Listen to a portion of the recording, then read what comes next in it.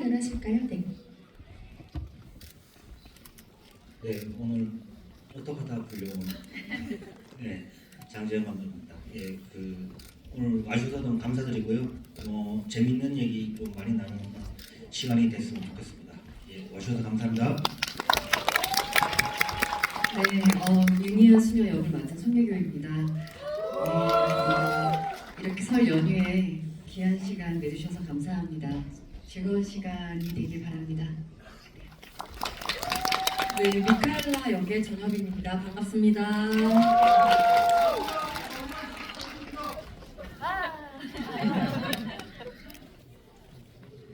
네, 저는 검은 사제들, 검은 수녀들의 두 편 다 음악을 맡은 음악 감독 김태성이라고 합니다. 네, 감사합니다.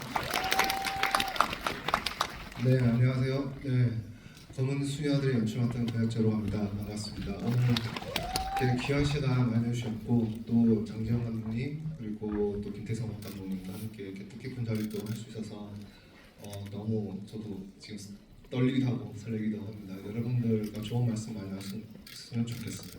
감사합니다. 명절을 시작해서 그런지 오늘 좀 명절 같네요. 세대간 통합 같은 느낌이 들기도 하고 어쨌든 오늘 검은 수녀들 이야기 본격적으로 나눠보도록 하겠고요. 스페셜 게스트로 모신 만큼 이분의 감상으로 저희가 GB의 폼을 열어야겠죠. 장재환 감독님 검은 수녀들 어떻게 보셨는지 일단 전반적으로 간략하게 먼저 듣고 시작할까요? 저는 이렇게 다른 분들이 찍은 영화를 긴장하면서 본 적이 별로 없었는데 약간 제가 찍은 것 같은 느낌으로 되게 찍고 그리고 뭐라고 할까 되게 생각보다 그 검은 사제들의 DNA가 좀 많이 있어서 엄청 반갑고 그래서 후딱 지나갔었던 것 같아요. 그래서 어저께 한 번 더 보고 좀 제대로 감상할 수 있었습니다. 처음에는 좀 제 영화 보는 것 같은 마음으로 너무 떨리게 봤고 그리고 참 저 개인적으로는 굉장히 추억으로 가는 그런 영화였어요. 그래서 참 뜻깊었고 그리고 그 배우분들과 감독님과 제작사한테 좀 되게 감사했습니다. 시간이 후딱 갔다, 정말 어떻게 갔는지 몰랐다라는 평은 아마 영화를 만든 사람들에게 가장 기쁜 리뷰 중에 하나일 것 같아요. 또 자세하게 검은 사제들과 연관한 이야기 또 이따가 나눌 테고요. 송혜교 전여빈 배우님께 질문 한번 드려보겠습니다. 두 분은 여러 작품으로 관객과 시청자들과 만나시고 또 많은 사랑을 받은 두 분인데요. 그간의 어떤 공통점을 보자면 항상 현실에 딱 탁월하게 발을 붙인 캐릭터들을 두 분이 연기를 해오셨다는 인상이 저에겐 있습니다. 그런데 검은 수녀들이라는 이번 작품을 통해서 과학적으로 온전히 설명이 안 되는 세계로 드디어 두 분이 들어가셨어요. 이 동시에 좀 자유로운 오감이 열리는 경험이지 않았을까, 이것이 어려운 동시에 이런 생각들 들었는데요. 이번 작업에서 보통 힘든 점들을 많이 질문을 받으실 텐데 저는 재미있었던 점을 여쭤보고 싶어요. 왜냐하면 두 분이 분명히 찾으신 장르적 연기의 재미라는 것이 있을 것 같거든요. 한 분씩 답변 부탁드리겠습니다. 네, 처음 이제 시나리오를 읽었을 때 저는 원래 개인적으로 되게 현실적인 것들을 좋아하는데 이제 처음으로 이렇게 상상이 되는 거예요. 시나리오를 읽고서. 그래서 이제 구마신 같은 경우는 제가 살면서 한 번도 연기를 해본 적이 없는데 너무 어렵겠지만 그 씬을 할 때 나의 모습은 어떨까라는 궁금증이 생기면서 욕심이 나더라고요. 그래서 이제 촬영장에서도 많이 힘들기는 했는데 여빈 씨랑 또 문우진 군이랑 같이 이제 만들어가는 그 시간 안에서 힘들고 어려웠지만 그 한 컷 한 컷 완성될 때마다 그런 희열이 있더라고요. 그래서 제가 상상한 만큼 그림이 그려지니까 너무 반가웠고 또 그 시를 찍을 때 여빈 씨랑 제일 재밌었던 것 같아요. 저는 우선 미카엘라가 이 검은 수녀들 내에서 뭔가 작게나마 이렇게 변화하는 어떤 지점들이 있는데 그냥 그거를 연기하는 사람으로서는 캐치해내는 재미가 있었고 어떻게 세밀하게 조금이라도 다르게 이렇게 계단을 올라가듯이 표현해낼 수 있을까라는 그 과제가 저한테도 제일 재미있는 지점이었어요. 예를 들면 처음에 이제 병실에서 AI 같아 이런 이야기를 듣다가도 어느 순간 유니아의 칭찬을 받고서는 너 뭐 잘한다 뭐 이렇게 인정해줄 때 타로 카드를 선보였을 때 있잖아요. 그럴 때는 제가 다 큰 성인이지만 그 미카엘라라는 성인 수녀 안에 한 아이가 그제서야 뭔가 봉인 해제되는 느낌이 들었으면 좋겠다는 생각이 들었어서 그때부터 좀 더 약간 어린 아이처럼 유니아에게 마음을 뭔가 활짝 연 캐릭터를 보여드리려고 했거든요. 근데 그럼에도 불구하고 이제 구마를 할 때는 그녀가 할 수 있는 모든 열심을 어떻게 표현을 하면 좋을까.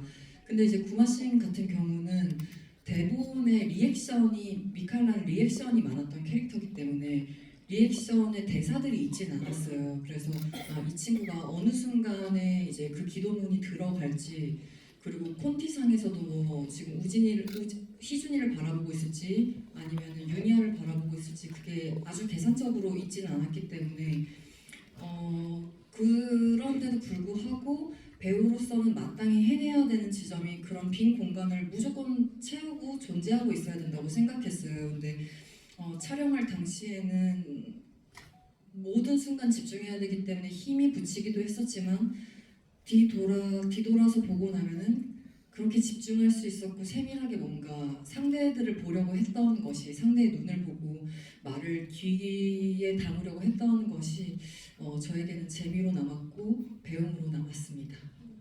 안에 있는 그 어린아이를 봉인해제하려고 했다는 표현이 굉장히 인상적이네요. 권혁재 감독님께는 이런 질문 한번 드려보겠습니다. 현장에서 연출가라는 존재는 전체를 보는 말하자면 오케스트라의 지휘자 같은 역할을 담당을 하지만 한편으로는 또 배우들의 연기를 관객이 보기 전에 가장 최초로 눈앞에서 생생하게 목격하는 관객이라는 점에서 항상 그 시선이 궁금한데요. 현장에서 목격을 하신 이 두 배우의 최고의 순간을 많겠지만 하나씩 꼽아주신다면 어떤 장면들 꼽으시겠어요?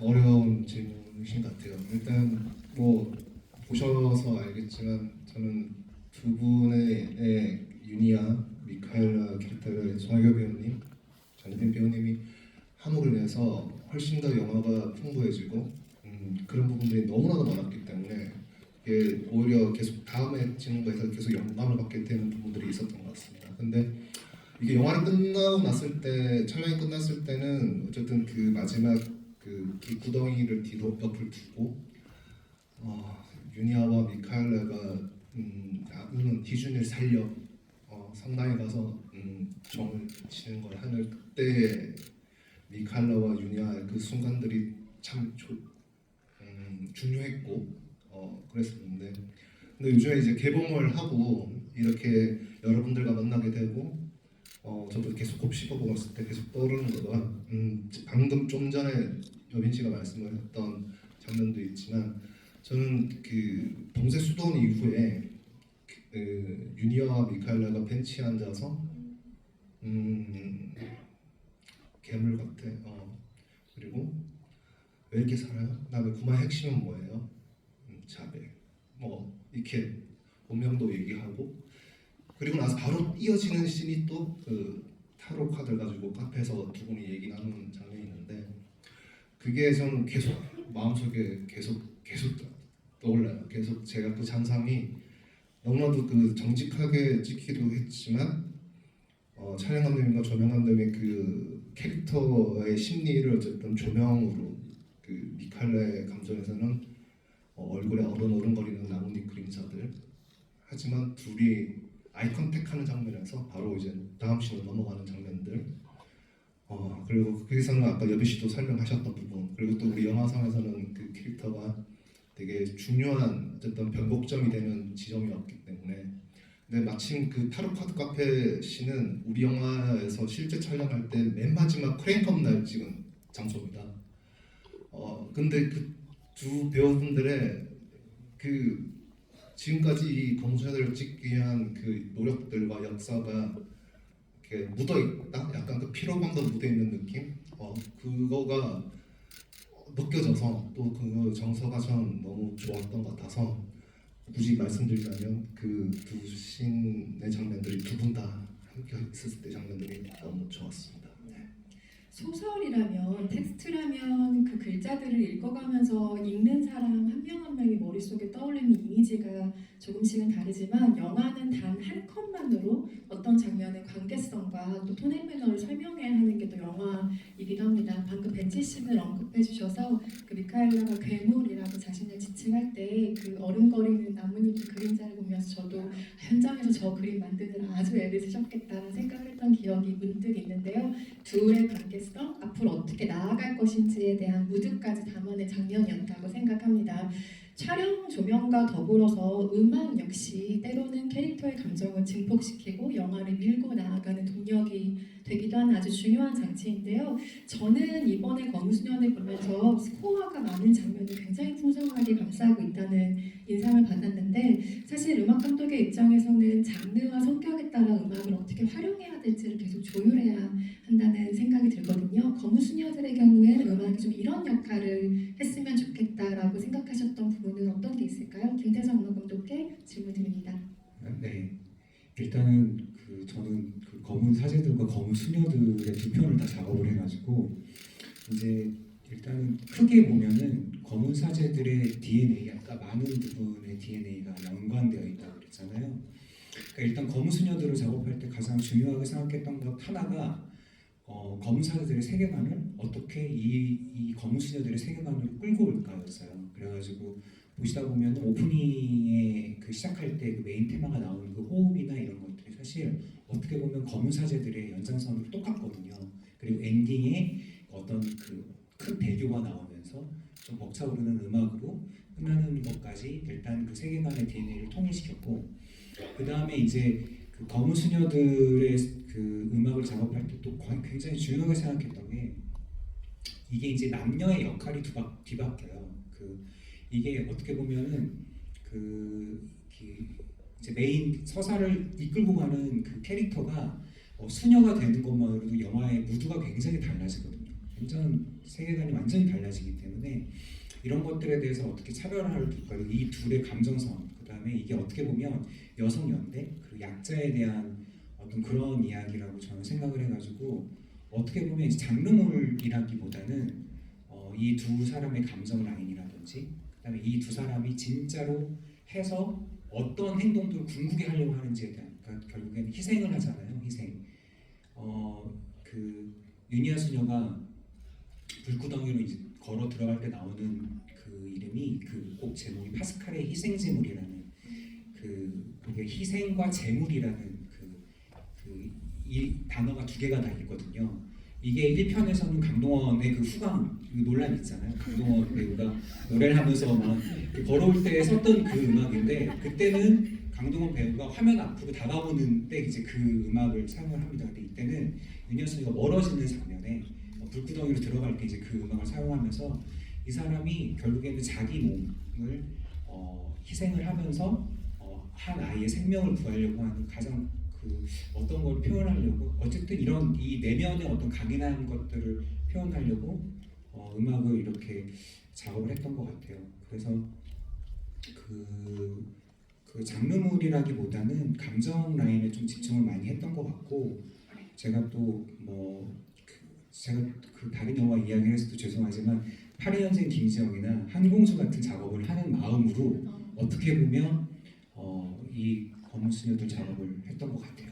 네.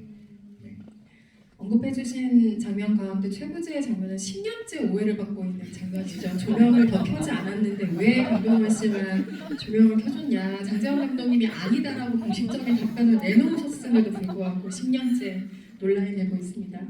사실 이 모든 세계관은 장재원 감독이 11년 전 선보인 단편 12번째 보조사제에서 이만큼의 세계관이 확장이 된 겁니다. 검은 사제들을 지나서 이번 검은 수녀들까지 세계관이 확장이 됐는데요. 정말 남다른 기분이 장재원 감독으로서 드실 것 같고 사실 그 단편으로 먼저 만들었던 이유가 장편 제작에 좀 어려움들이 있기 때문에 단편으로 먼저 약간 말하자면 샘플링을 하신 셈이었던 거잖아요. 근데 그때와 비교해서 장르적인 허용이 많이 받아들여진 어떤 업계와 관객들 것들의 변화를 좀 감지하고 계시지 않을까 싶어요. 그때와 비교하면 어떤 생각들 드세요? 네, 저도 그때 검은 사제들 개봉했을 때 관객들이 모르겠어요. 저한테 이렇게 몰래 와서 저 사실은 이런 장르 좋아해요. 약간 이렇게 약간 이 장르를 좋아하면 안 될 것 같은 그런 좀 게 있었는데 뭐 곡성이라든가 뭐 파묘라든가 이런 영화들이 좀 나오면서 이제 좀 커밍아웃된 그런 느낌이 조금 있어요. 그래서 기분이 좀 제가 사회에 이바지를 하고 있는지 잘 모르겠습니다. 말하자면 검은 장르에서 흰 장르로 조금 올라오는 느낌 같은 공식적인. 네. 그거가 검은 수녀들이 이제 그거를 딱 도장을 좀 찍어주는 것 같은 느낌이 좀 있습니다. 네, 우리의 유니아 수녀에게 질문을 한번 드려보겠습니다. 유니아 수녀를 연기하는 송혜교 배우로서는 아마도 감정을 폭발시키고 계속 드러내는 것보다는 이렇게 올라오는 것들을 계속 누르고 절제하는 게 아마 현장에서 가장 큰 과제이지 않았을까 싶은 생각이 들었는데요. 실제로 유니아는 그 부마자 안에 악령을 대할 때를 제외하고는 감정을 정말 최대한으로 절제하는 캐릭터라고 느꼈습니다. 그래서 현장에서 혹시 예상 밖으로 감정이 마구 동요했던 순간 있으셨는지 궁금했어요. 각본을 읽으면서 상상했던 때보다요. 이제 보신 분들은 아시겠지만 유니아 수녀는 전사가 설명이 잘 되어 있지가 않아요. 그래서 유니아는 왜 그 아이를 살리기 위해서 그런 용감한 선택을 했을까?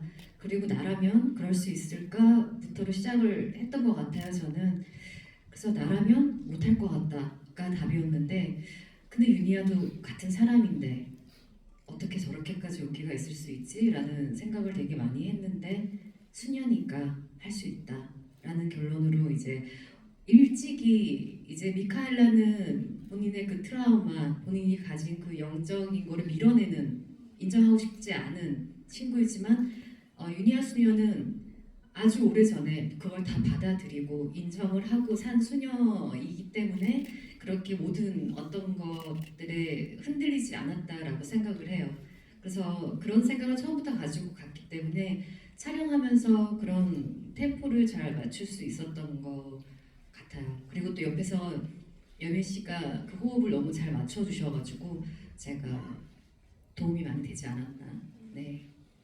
관련해서 또 이런 질문도 드려보고 싶은데요. 유니아를 설명할 수 있는 여러 가지 키워드들이 있지만 저는 가장 크게 큰 의미에서 사랑을 이야기하고 싶은데, 사실 그간 송혜교 배우는 멜로가 사랑한 배우이고 또 우리가 멜로로서 보기를 너무 소망했던, 사랑했던 배우이기도 하죠. 그런데 장르의 영역으로 들어오시면서 또 이번 영화를 특히 통해서 송혜교 배우가 더 크고 깊은 의미의 사랑을 이야기하는 캐릭터로 무언가 돌아왔다, 더 큰 사랑 안에 이 배우가 계시게 되었구나라는 생각이 들었는데요. 영화를 찍으면서 혹시 더 큰 차원의 사랑을 깊이 생각하게 되셨는지, 실제로 어떠셨는지 궁금하네요. 더 글로리를 시작으로 이제 두 번째 장르물이었는데 저는 모든 작품이 같아요. 찍을 때는 그냥 그 순간만 집중하고 연기를 하느라 다른 것들은 생각을 하지 않는 것 같아요. 그 순간 정말 유니아가 되기 위해서 너무 열심히 했었고 모든 작품이 그렇지만 끝나고 나면 이제 이런저런 생각들이 드는 것 같고요. 연기를 하는 동안에는 다른 생각을 좀 하지 않는 편인 것 같아요. 네. 시간이 조금 흘러서 언젠가 다시 검은 수녀들을 이야기할 자리가 있다면 제가 그때 꼭 잊지 않고 여쭤보겠습니다. 영화라는 건 사실 시간이 완성시켜주는 무언가이기도 하다는 생각이 들고요. 아까 그 벤치씬 얘기가 나와서 전예빈 배우에게 관련한 질문을 드리려고 하는데요. 저는 그 미카엘라와 유니아가 나란히 앉아서 대화하는 씬의 무드가 정말 좋았어요. 거기서 미카엘라가 자신의 처지를 괴물이라고 설명을 하고 미카엘라에게 유니아가 처음으로 세례명이 아닌 자신의 이름을 알려주는 장면인데요. 그 장면을 기점으로 미카엘라가 유니아에게 조금 더 본격적으로 마음을 연다라는 느낌이 확실한 씬이었는데, 실제로 아까 말씀하셨던 계단을 올라가듯 하는 그 변화에 이 장면을 기점으로 조금 더 과감한 조율이 있었을지, 캐릭터의 변화 지점으로 삼으셨는지도 궁금했어요. 네, 이제 그 장면에 나오는 대사들이 저는 좀 시적이라고 생각이 들었어요. 직설적이기도 하면서 시적이기도 한 거예요. 괴물 같아, 괴물. 근데 그 괴물이라는 게 단순히 귀태라서 괴물이라고 지칭하는 걸까? 되게 여러 생각을 하게 되더라고요. 근데 지금 여기서는 많은 분들의 해석이 있으실 수 있으니까 제 안의 해석은 좀 뒤로 하고 그래서 그냥 제가 바랬던 소망 중에 하나는 어쨌든 영화는 큰 영상미 안에서 그 미장센 안에서 배우들이 뭔가 역할을 하는 것을 이제 역할을 해낼 때 같이 더 힘있게 관객들한테 다가갈 수 있잖아요. 그래서 배우임에도 불구하고 뭔가 연출적인 어떤 힘으로 어떤 이미지로 관객들에게 우리 둘의 얼굴이나 그런 표정이 뭔가 각인됐으면 좋겠다는 바람이 있었어요. 그 씬을 이제 지나가서야 우리가 뭔가 어둠에서 조금 더 한 발짝 나와서 더 나아갈 수 있는 어떤 힘이 둘이 합쳐졌음을 보여줄 수 있는 씬 같았거든요. 그래서 그 씬을 찍고 나서 미칼라는 그때는 아직 그래도 마음이 갇혀져 있다면 저는 그 다음에 뭔가 제가 그동안 바오로 신부 앞에서는 꽁꽁 숨겨놓았던 타로 카드를 이제 유니아 앞에서는 자유롭게 펼쳐 보이며 이제 이내 유니아 수녀의 칭찬에 아이같이 웃고 말잖아요. 그러면서 이제 그때부터 이제 뭔가 자유롭게 정말 행진할 수 있는 수녀 미카엘라가 될 수 있지 않을까라는 생각을 하였습니다. 장르 영화 그리고 그 중에서도 오컬트 내 여성 투톱이라는 구도 자체는 한국 영화계뿐만 아니라 사실 뭐 세계 영화계를 다 찾아봐도 사실 전례 없는 귀한 풍경이라는 생각이 듭니다. 그래서 저는 이 영화를 수녀 버디 무비라고 지칭을 하고 싶은데요. 사제들이 아닌 수녀들의 행보였기에 이 영화가 한층 의미를 지니는 점이 있다고 보는데 장재현 감독님은 어떻게 보셨는지 궁금해요. 수녀들이기에 생긴 매력은 무엇일까요?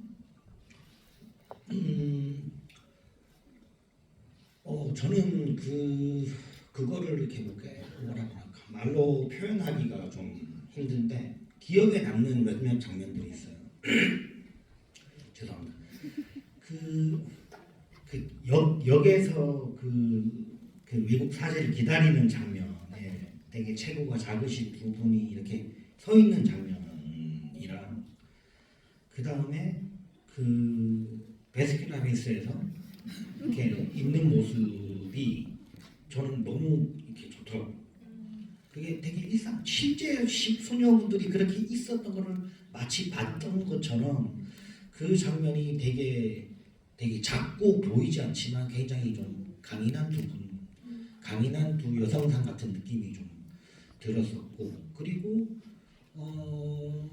제가 너무 좋아하는 장면 중에 한 개가 그 미카엘라가 먹는 장면이 다음으로도 그렇고 그것도 되게 기억나고 그 다음에 제일 좋아하는 장면이 그 유니아 수녀가 김범신 XXX라고 하는 대사가 있어요.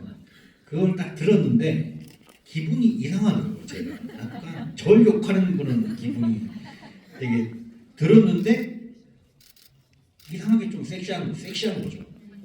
그래서 또 듣고 싶은데 그 다음부터 안 나오더라고요. 그래서 참 묘한 그게 참 뭐라고 할까 신부들이 했으면 좀 그냥 그런 느낌일 것 같은데 또 이렇게 아기자기하면서도 거기 안에 있는 뭔가 강렬함이 느껴지는 그런 장면들이 꽤 있어서 되게 좀 보석 같은 그런 느낌이 좀 많이 들었습니다. 검은 사제들을 보신 분들은 아시겠지만 시간이 오래 흘러서 사실 김범신이 누구야? 라고 생각하셨던 분들이 혹시 계실까봐 검은 사제들에서 김윤석 배우가 연기했던 김신부의 이름이 바로 김범신이었죠. 그래서 김범신을 욕하는 것은 본인을 욕하는 것 같았다라는 평을 지금 장난 좀 섞어서 들려주신 셈이고요. 이 영화가 어떤 방식으로 공포를 만들어 가는가도 사실 오컬트 영화로서의 중요한 맥락이었다 생각이 드는데요. 우리가 보통 점프스케어라고 부르는 것이 있죠. 그러니까 깜짝 뭔가 관객을 놀라게 하는 효과를 점프스케어라고 하는데 그렇게 불필요한 것들을 좀 남발하는 대신에 진득하게 에너지로 조금 무게감을 쌓아 올리는 방식의 오컬트 무비였다는 생각이 듭니다. 그래서 장르적으로 관객이 기대하는 공포의 수준이라는 게 분명히 있잖아요. 그것과 또 연출가의 목표 사이에서 중심을 계속 잡아가야 했던 작업일 것 같은데 고영재 감독님 어떠셨는지 여쭤보겠습니다.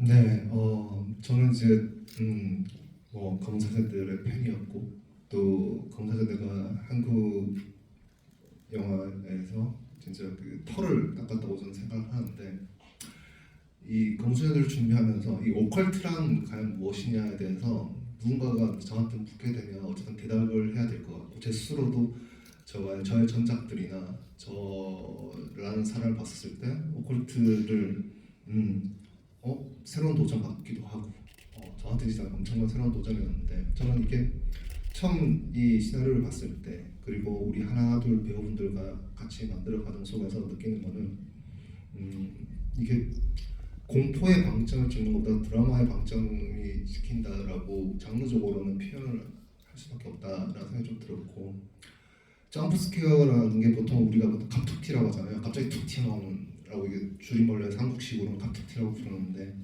그것도 공포 영화에서는 되게 점프 스퀘어를 잘 쓰고 설계해서 준비한다면은 그건 되게 효과적인 공포 영화의 하나의 부분이라고 생각합니다. 근데 우리 영화는 그렇게 접근하는 것보다 우리의 인물들의 그 감정과 그 여러 가지의 미묘한 그 분위기들을 잘 잡히는 거가 좀 더 중요하지 않나라는 생각 계속 했고요. 앞서 말씀드렸던 그 진중한 에너지라고 하는 부분들이 결국은 우리 영화는 그 두 수녀의 여성 연대의 힘이 분명히 있는 것 같아요. 이게 영화에서도 분명히 흐르고 있는데 이게 대해서는 뭐 얘기 나눌 수 있는 부분들이 되게 많을 것 같습니다. 하지만 제일 중요한 거는 결국은 공포라고 하는 것은 어떤 전조가 있고 너랑 저게 뭐지? 그리고 이게 무섭다? 그리고 나서 그 무서운 상황을 빨리 벗어나기 위해서 보통은 와! 야! 이렇게 소리를 지르면서 와이를 해서 어쨌든 그 무서움을 해결하려고 하는 그 흐름으로 나가는 것인데 우리 영화는 유니아 캐릭터도 그렇고 미카엘라 캐릭터도 그렇고 이미 유니아는 그런 무서움의 전사가 아주 디테일하게 그려져 있지는 않지만 유니아 캐릭터상 뭔가 악령이나 사령들이랑 무서운 일이 벌어졌을 때 그에 대해서 연연하지 않는 강직한 용기가 있는 대담한 인물로 저는 그려진다고 생각합니다. 오히려 진짜 그 건의에 있는 현실의 이 스템 이런 것들이 오히려 더 공포로 와닿을 수도 있겠다는 생각도 들었고 미카엘라는 어떻게 보면 의사이며 수녀이며 사람들을 구하기 위해서 엄청난 노력을 해왔고 자신의 아픔들을 꾹꾹 답답함을 꾹꾹 담았을 것 같아요.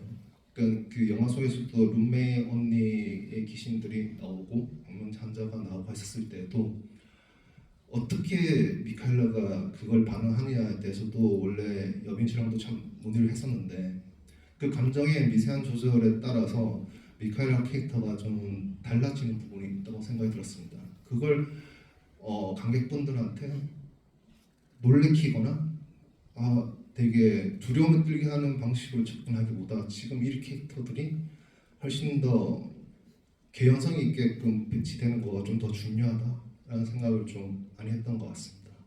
그리고 이제 구마우식에서는 검은 사제들이 굉장히 진짜 설계가 다 되고 잘 집되어 있는데 그걸 따라가면서 이 두 수녀가 따라가는 것을 비교해보는 재미도 분명히 있을 거고 또 다르게 해석되는 부분들이 또 있을 것이다. 또 우리 검은 수녀들만의 그 연대하는 무속과 연대하는 신성을 경험한 자세 그 부분들이 되게 중요하다고 생각했습니다. 그 연대가 훨씬 더 좀 중요한 에너지로 생각을 했던 것 같습니다. 네. 미세한 조정들이 모여서 하나의 커다란 증폭으로 가는 이 영화의 방식을 조금 더 주목해 주셨으면 좋겠습니다. 영화 안에서 캐릭터를 연기하는 배우의 목소리나 톤이 음악에 고려되는 부분이 분명히 있을 것 같다는 생각이 드는데요. 엔드 크레딧에 또 우리가 유니아 수녀의 아주 성스러운 기도문을 들을 수 있어서 굉장히 기쁜 마음으로 극장을 나서게 되는 작품이기도 한데요. 미카엘라의 네, 미카엘라. 네, 수도문을 기도문을 읽은 거기는 스코어입니다. 약간 비하인드가 있는데 원래 이제 노래를 같이 하기로 했는데 바빠가지고 노래를 못했어요. 그래가지고 이제 기도문으로 해서 이게 저는 3편이 나왔으면 좋겠거든요. 그래서 거기 보면은 강동원 씨의 목소리도 나오고요. 그 엔딩곡 거기 김은석 씨의 또 백코러스도 있습니다. 그래서 이 세 명이 또 한 팀을 이뤄가지고 하는 그 3편을 기대하는 마음으로 그렇게 음악을 만드는 거. 네. 그래서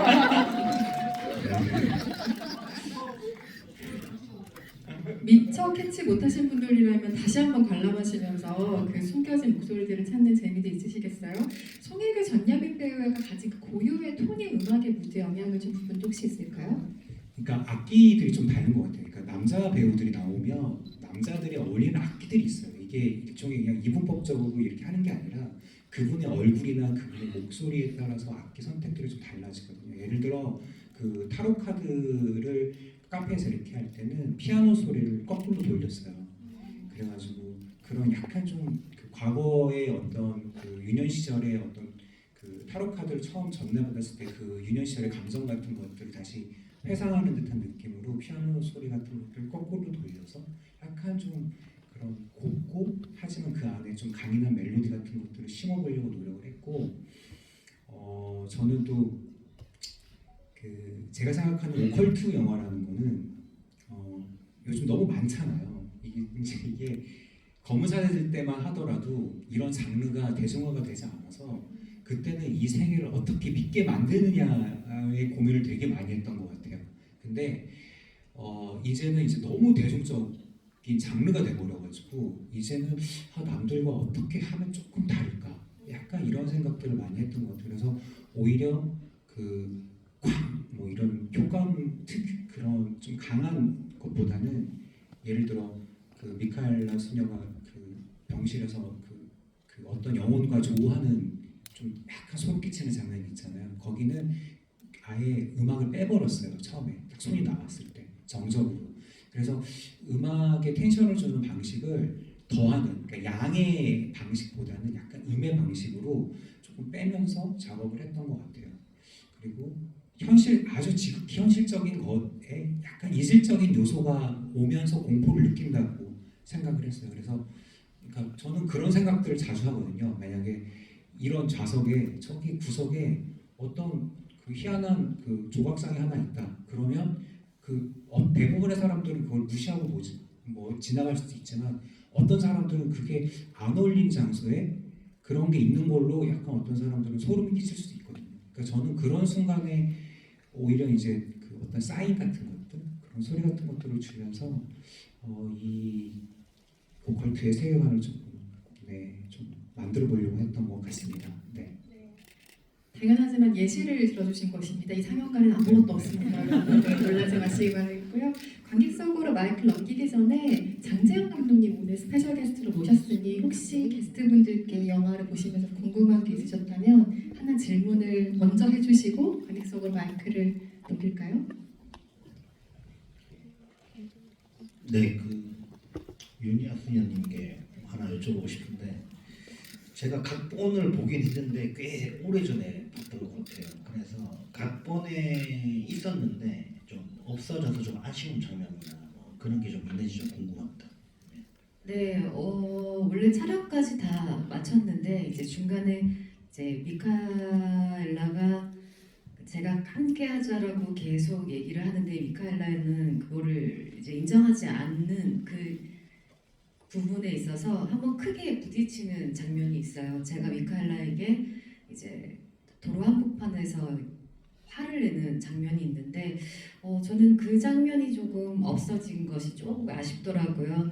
왜냐하면 그 부분이 좀 보였더라면 관객분들이 저희 둘을 따라오는데 더 조금 도움이 되지 않았을까라는 생각이 들어서 너무 좋은데 그 부분에 그 씬이 더 들어갔더라면 더 조금 제 개인적으로는 더 풍성해지지 않았을까라는 아쉬움이 있습니다. 저도 감독님께 좀 부탁드리면 DVD가 나오면 좀 삭제된 장면이 좀 많이 볼 수 있으면 좋을 것 같아요. 네, 뭐 딜리티드 씬들이 아무래도 뭐 스페셜 패치에 있겠죠. 많이 있으실 거고. 굉장히 많이 있어요. 네, 그걸 보려면 여러분의 힘이 정말 중요합니다. 네, 확장하는 건 무엇이든 볼 수 있는 날이 오면 좋겠고요. 관객 질문 받아보겠습니다. 손 들어주시면 마이크 전달 드릴 텐데요. 저쪽, 앞쪽에 세 번째 줄 사이드에 계신 분께 마이크 전달 드립니다. 예, 안녕하세요. 그 영화 잘 봤습니다. 그 감독님이랑 배우분들한테 질문드리고 싶은 게 있는데 영화를 촬영하시면서 이 부분은 조금 관객들이 호불호가 갈릴 수 있거나 좀 오해를 불러일으킬 수 있겠다 하시는 장면들이나 또 또 그거에 대한 좀 설명을 해주실 수 있는지 좀 그게 궁금합니다. 그러니까 이제 논란이 될 거라거나 뭔가 호불호가 나뉠 수 있겠다라는 거에서는 저는 이제 크게 그 부분보다는 우리 영화만의 색깔이고 개성이라고 저는 생각을 했고, 아까도 말씀드렸지만 오컬트지만 또 검은 사제들의 세계관을 공유하는 스피노프지만 우리 영화는 검은 수녀들, 말 그대로 제목에서도 있는 설명되는 검은 수녀들이 한 생명을 구하는 이야기. 근데 그게서 어떻게 받아들일까 관객분들이, 그러니까 이 만드는 사람들조차도 이걸 어떻게 받아들일 것인가. 이게 막상 성별을 수합해서 만든 개념이 아니라 이거는 아까도 음악 감독님 말씀드린 그 무드가 그냥 바뀐다가 아니라 여러 의미가 해석할 게 되게 많거든요. 이제 그런 부분들을 저도 제일 고민했던 것 같아요. 이게 연대의 이것이 지금 우리가 지금 여성 연대의 서사 이렇게 볼 수도 있긴 하지만 저는 나중에 그 마지막 구마신에서 솔직히 이 악마의 존재가 굉장히 나쁜 악마가 아이를 그렇게 하거든요. 실제로 우리 영화는 문우진 군이라는 그 배우가 중3, 중2, 중3의 나이로 이 어려운 도전을 한 거거든요. 근데 그 친구가 굉장히 연기도 잘하지만 입에 그 욕을 뱉거나 하는 거가 실제로 굉장히 열심히 반듯한 친구고, 그걸 해야 되는 거가 저도 연출자로서 그걸 뽑아내야 된다거나 친구랑 얘기했을 때 이게 진짜 여러 감정이 들었었는데, 그 악마라는 존재가 아이에 대해서 얘기를 나눈 대사들이 있거든요. 그게 저는 되게 지금 마음이 많이 무거워요, 극장에서.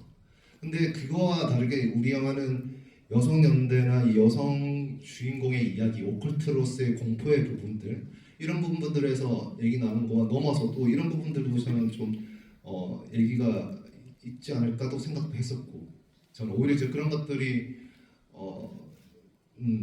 좀 고민이 됐던 부분들 있습니다. 그래서 호불호나 뭔가 비하나 이런 것들을 생각보다 이 영화 자체의 만듦에 있어서 캐릭터에 더 집중하는 데 있어서 더 노력을 하려고 했던 것 같습니다. 예. 네, 제가 지금 객석에 있는 관계자들과 긴밀한 소통을 이어가고 있는데요. 더 많은 질문을 받기 위해서 시간 관계상 양해를 부탁드리고 다음 질문으로 넘어가도록 하겠습니다. 이쪽 중앙에 계신 두 번째 사이드에 계신 이쪽에 마이크 전달드립니다.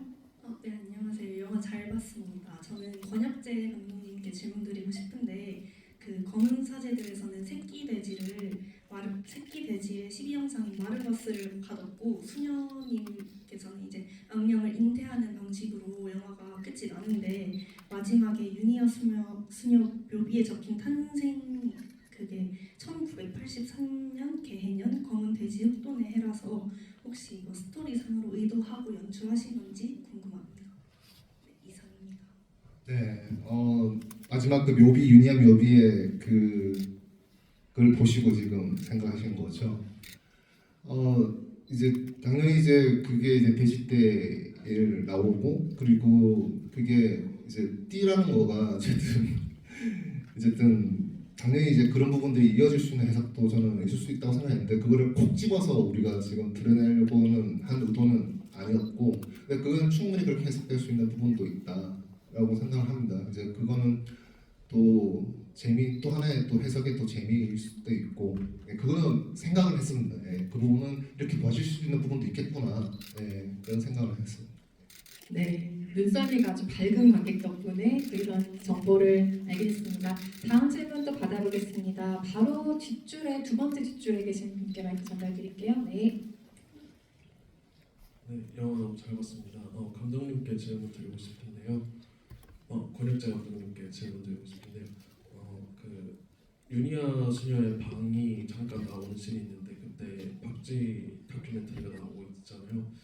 그때 이제 유니아 수녀가 그저 검은 수녀라는 그런 상징을 보여주는 건지 아니면 또 다른 의미가 있는지 궁금한 점을 좀 여쭤보고 싶습니다. 그 유니아 집은 그리고 지금 어쨌든 유니아의 공간이 처음 소개되는 곳인데 지금 말씀하신 TV에 어쨌든 정보가 박쥐라는 그 다큐멘터리 EBS 다큐멘터리가 나오다 보니 더 이제 그렇게 생각해 볼 수 있는 것 같은데요. 이제 그런 거가 저는 오컬트의 참 재미인 것 같아요. 근데 그 의도에서 박쥐도 어쨌든 쥐라서 뒤에 보면 우리가 또 쥐도 나오지 않습니까? 쥐도 그러니까 귀엽다 뭐 쥐돌이다 이 개념이 아니라 어쨌든 쥐에 그것도 연결될 수 있다 이런 생각도 해봤었고 반면에 그 박쥐라는 거는 어쨌든 음파나 되게 지금 그런 거에 되게 민감한 부분들도 있었고 그런 분위기들 그리고 그러니까 여러 형상들이 지금 힌트가 될 수 있다라는 부분들에서 나올 텐데 근데 이제 그거는 우리에서는 그림으로서나 대사로서 좀 설명되어 있는 건데 조금 다른 페이크적인 혹은 다르게 또 이어질 수 있는 그 경계를 좀 탈 수 있는 친구가 뭐가 있을까 해서 이제 고민을 했었던 걸로 기억합니다. 네, 이번에는 두 수녀 캐릭터에 관련돼서 질문하실 분께 마이크 전달드리려고 하는데요. 손 들어주시면 마이크 전달드리겠습니다. 저쪽 뒤쪽에 손을 들고 계신 관객분께 마이크 전달드립니다.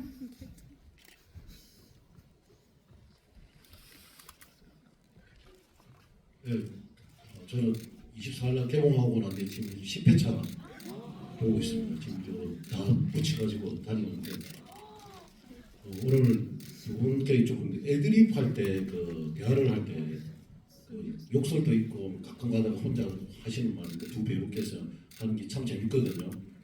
검은 사제다들은 그런 게 좀 약간 없었는데 이번에 이거는 되게 많더라고요. 그 두 분께 감독님 지시에 의해서 했는지 아니면 그냥 순간적으로 나오는 애드립인지 좋게 말해서 애드립이고 여기지 않습니까? 잠시 했는데 그거 좀 듣고 싶습니다. 그리고 검은 사제가 2015년도에 544만 원 돌파했는데 오늘 3일째 보니까 추세를 보면 한 1000만 갈 것 같습니다. 기대하겠습니다. 그 애드립으로 생각을 하셨나 보네요. 제가 대본에 있습니다. 다 대본에 있는 대로 촬영이 진행이 됐고요. 저희는 애드립은 아니었었어요. 네. 네, 또 그리고 제가 파묘 개봉 첫날 관객이었거든요. 천만을 간 이제 파묘의 기운을 받아서 저희 검은 수녀들 화이팅 해보겠습니다. 그 아까 3편 얘기하신 것도 들으셨죠? 여러분의 정말 큰 사랑이 필요합니다. 여러분 많이 사랑해 주시고요. 입소문 잘 내주세요. 관객 여러분 사랑합니다. 마치 끝인사 같은 분위기가 됐지만 저희 질문의 시간이 조금 남아 있습니다. 그리고 오늘이 26일인데 10번을 보시려면 거의 시간을 전폐하시는 수준 아닌가요? 건강을 잘 챙겨가시면서 관람하시길 바라겠습니다. 다음 질문도 받아보겠습니다. 저쪽에 휴대폰 라이트 켜신 분께 마이크 전달드릴까요? 뒤쪽에 계십니다. 네.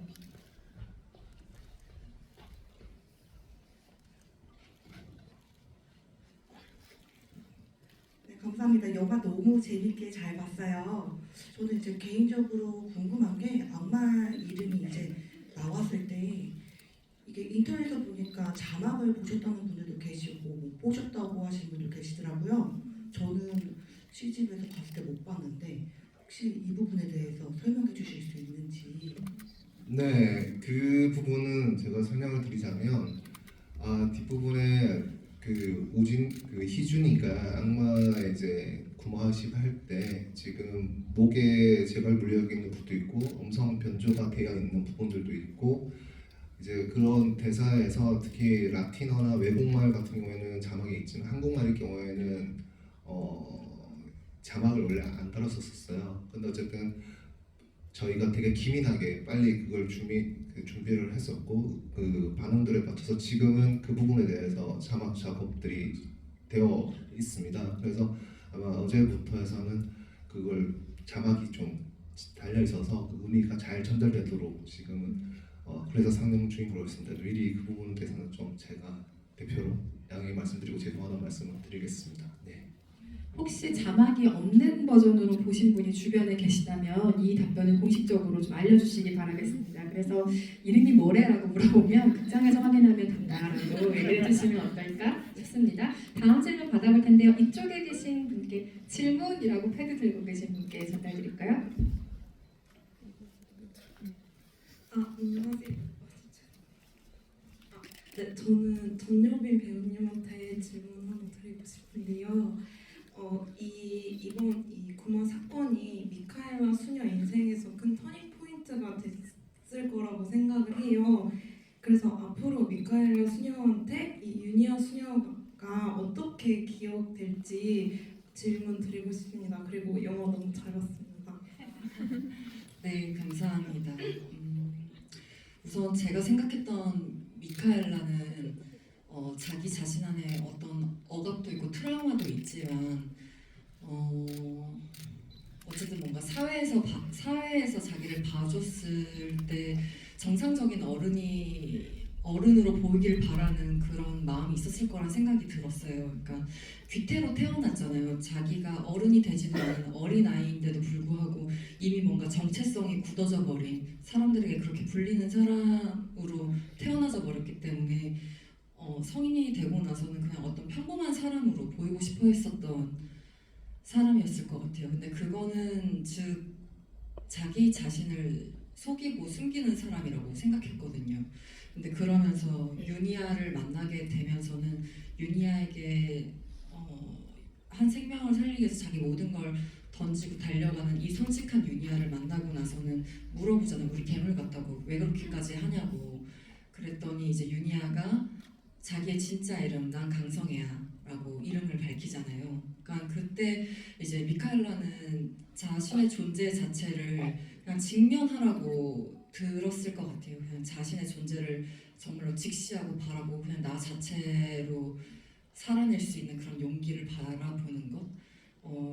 그래서 유니아 수녀를 그렇게 어쨌든 보낸 이후로는 더욱더 직면하려고 살았을 것 같고 유니아가 생명을 살리기 위해서 달렸던 그 길을 미카엘라도 그 누구보다 진심을 다해 유니아를 마음에 품고 달리지 않을까라는 생각을 해봤습니다. 마음 아이의 어린아이를 품었던 미카엘라가 이번엔 유니아를 품고 달린 어떤 풍경을 기분 좋게 상상하게 됩니다. 마지막으로 스페셜 게스트 장재영 감독님께 세계관에 관련해서 궁금한 점이 있다 하시는 분께 마이크 전달드리겠습니다. 저쪽 뒤쪽 사이드에 계신 분께 드립니다. 안녕하십니까. 장재현 감독님께 질문드리자면 혹시 본인이 이제 이 영화를 만드셨다면 바꾸시고 싶은 장면이 있으셨는지. 네.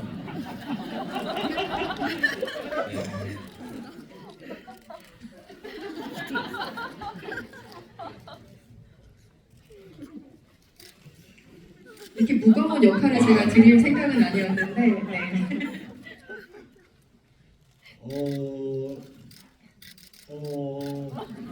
참 어려운 질문이네요. 예.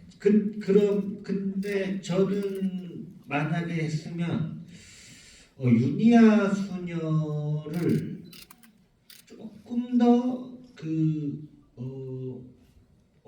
겁이 좀 있는 수녀로 좀 했을 것 같긴 해요. 그리고 그 미카엘라 수녀도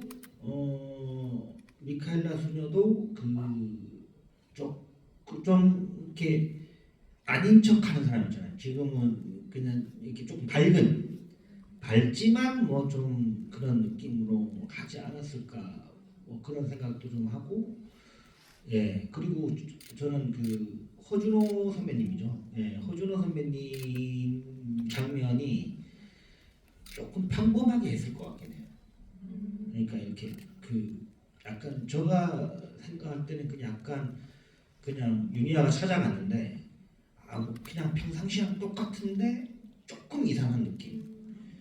그렇게 하면 어땠을까 뭐 그런 생각은 듭니다. 예, 그 정도. 네, 좋은 답변입니다.